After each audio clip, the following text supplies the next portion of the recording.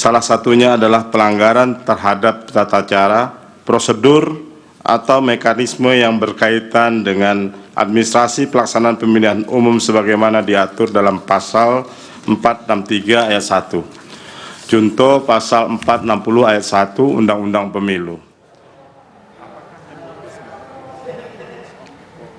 Ya, yang Anda saksikan saat ini pemirsa adalah jalannya sidang sengketa Pilpres 2024 dan kami akan mengajak Anda untuk kembali berbincang dengan narasumber yang sudah hadir di studio, Pak Sulaiman yang merupakan ahli hukum tata negara. Pak Sulaiman, ini kalau melihat jalannya persidangan, melihat saksi-saksi yang sudah dihadirkan, tadi juga sudah sempat disebutkan satu persatu begitu ya. Anda melihatnya ini akan bagaimana jika kita bandingkan dengan kemarin ya, kekuatan dari kubu yang sama sebenarnya, ini kubu 01 begitu yang sudah menghadirkan kurang lebih 18 saksi.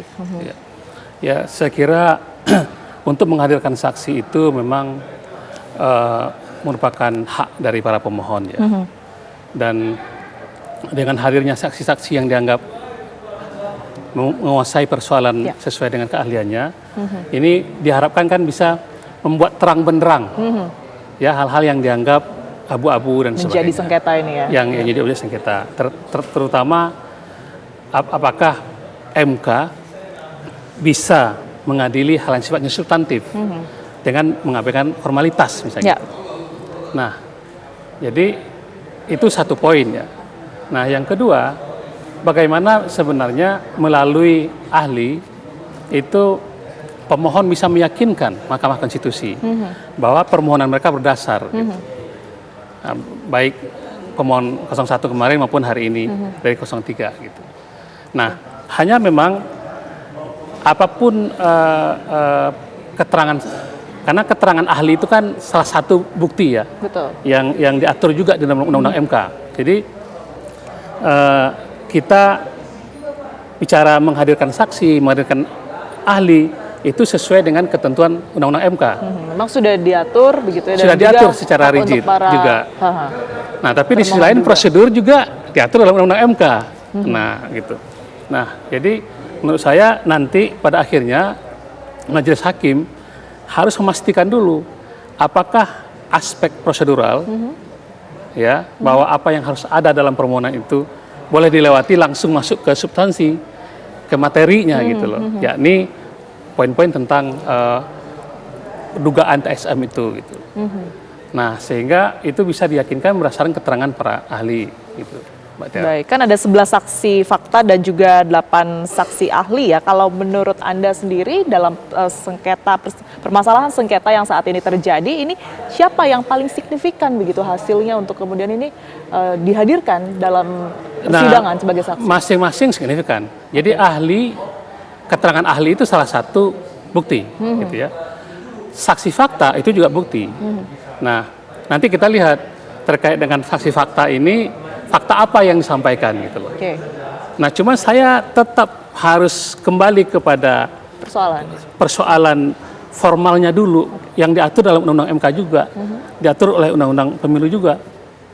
Apakah angka KPU sudah ditampilkan dan dianggap salah? Di mana salahnya?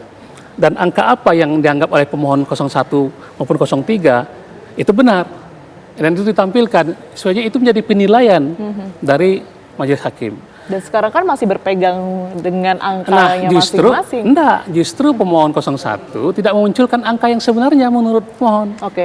Nah, sebaliknya pemohon 03 kalau kita baca detail ya, itu angka 02 itu 0 dari 39 provinsi di Indonesia.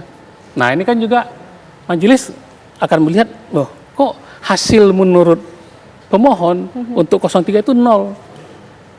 Ya, jadi berarti Pak Prabowo, Gibran itu memilih paslon 1, paslon 3 berarti kalau suaranya kosong gitu. Nah, ini kan hal-hal yang perlu dicermati juga gitu loh. Nah, kalau bicara nanti saksi fakta, kalau melihat ada misalnya suara yang digelembungkan pada saat pengisian data di kecamatan dan di TPS gitu dari hasil perolehan suara itu ya. Nah, berapa jumlahnya di beberapa tempat. Nah, ini artinya sebenarnya pemohon Kalau itu ya, nanti kita lihat sendiri. Berarti pemohon mulai nih juga bicara tentang angka gitu loh. Nah, nanti kita lihat ininya. Karena kita belum lihat keterangan dari.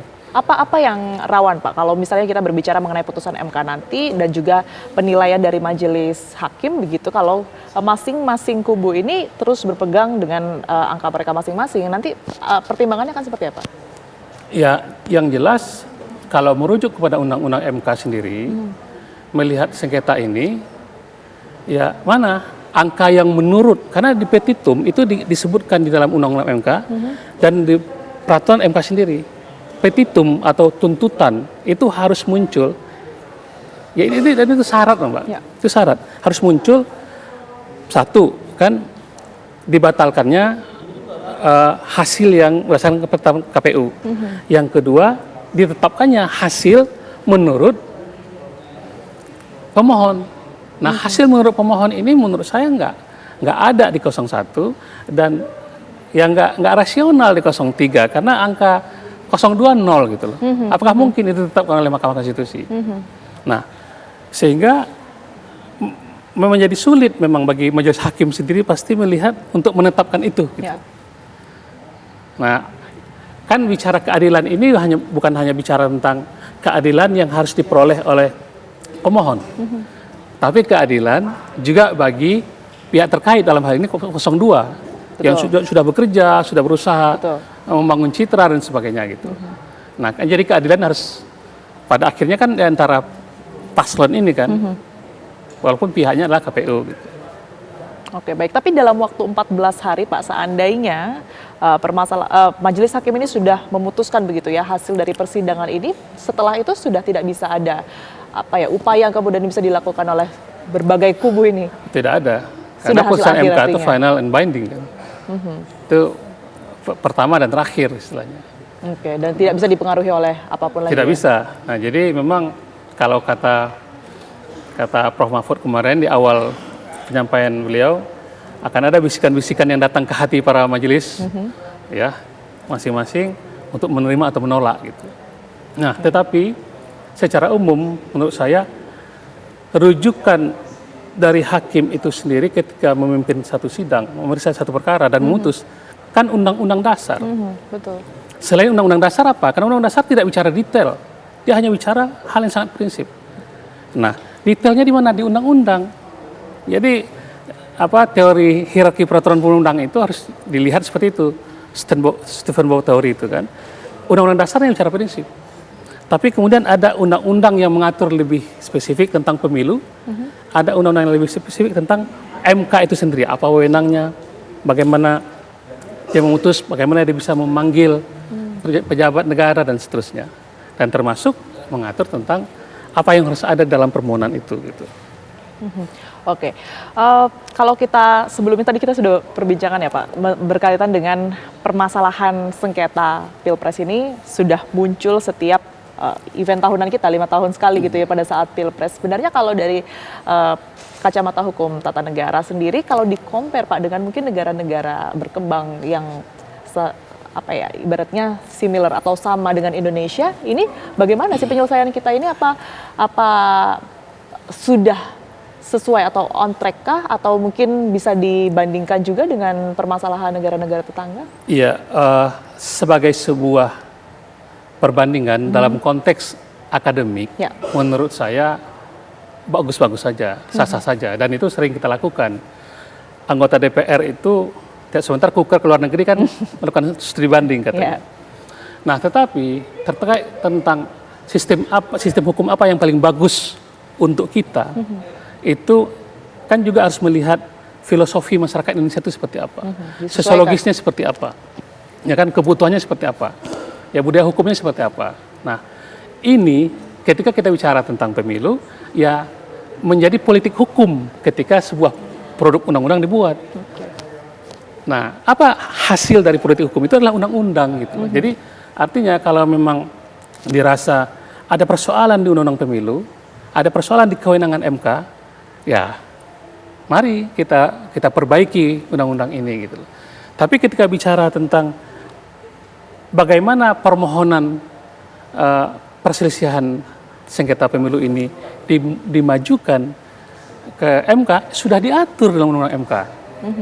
Secara detail sudah diatur lebih lanjut lagi dalam namanya peraturan Mahkamah Konstitusi nomor 4 tentang tata beracara sengketa pemilu presiden dan wakil presiden.